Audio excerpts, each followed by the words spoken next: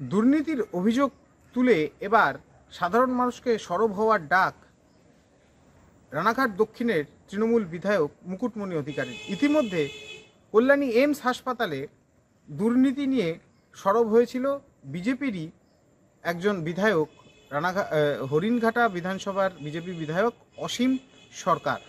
আর এবার সেই এইমসের দুর্নীতি প্রসঙ্গ তুলে সাংসদ জগন্নাথ সরকার, সাংসদ শান্তনু ঠাকুর এবং কল্যাণীর এমএলএ অম্বিকা রায়ের বিরুদ্ধে দুর্নীতির অভিযোগ তুলেছেন তৃণমূলের বিধায়ক মুকুটমণি অধিকারী।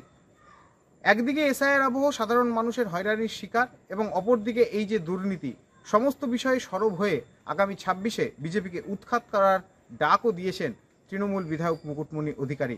তবে এদিন একদিকে যখন বিজেপি তাদের বিধায়ক হওয়া সত্ত্বেও আরেক বিধায়কের বিরুদ্ধে প্রশ্ন তুলছে, সেখানে শাসক দলের পক্ষ থেকেও আবারও দুর্নীতির অভিযোগ তোলা হলো বিজেপি বিধায়কদের তরফে, আর তাতেই শুরু হয়েছে রাজনৈতিক চর্চা।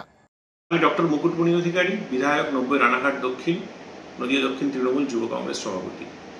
আপনারা প্রত্যেকেই এ বিষয়টি নোটিশ করেছেন যে কল্যাণীতে যে এইমস হসপিটাল হয়েছে, সেই হসপিটালে গ্রুপ ডি কর্মচারী নিয়োগের ক্ষেত্রে, অস্থায়ী কর্মচারী নিয়োগের ক্ষেত্রে বিজেপির বিধায়ক অম্বিকা সহ বিজেপির এমপি জগন্নাথ, বিজেপির এমপি শান্তনু সহ একাধিক বিজেপির নেতৃত্ব যুক্ত রয়েছে এবং তাদের নামে একাধিক অভিযোগ আসছে। শোনা গেছে যে অম্বিকা নিজেই 30টার বেশি গ্রুপ ডি অস্থায়ী কর্মচারী নিয়োগ করেছেন এবং সেটা দুর্নীতির সঙ্গে সরাসরি যুক্ত।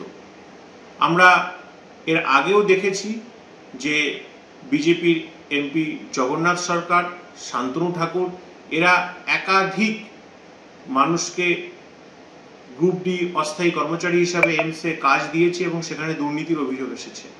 দুর্নীতির অভিযোগ এসেছে চাকদার এমএলএ বঙ্কিমবাবুর এগেনস্টে, তার পরিবারের লোককে চাকরি দেওয়ার জন্য।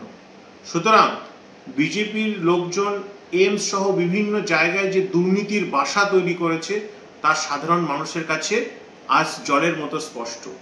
আমি তাই এদের এই দুর্নীতির বিরুদ্ধে সাধারণ মানুষকে সজাগ হতে বলছি এবং বর্তমান প্রেক্ষাপটে দাঁড়িয়ে এসআইআর এর এই অচল অবস্থায় সাধারণ মানুষ যেখানে সুইসাইড করছেন, সাধারণ মানুষ আতঙ্কিত, উদ্বাস্তু শরণার্থী মতুয়াদের নাগরিকত্ব চলে যেতে চলেছে, সাধারণ মানুষ আজ বিজেপির প্রতি ক্ষিপ্ত এবং বিজেপির এই এমএলএ এমপিদের কর্মকাণ্ড, দুর্নীতি সাধারণ মানুষকে আরো জাগিয়ে তুলেছে।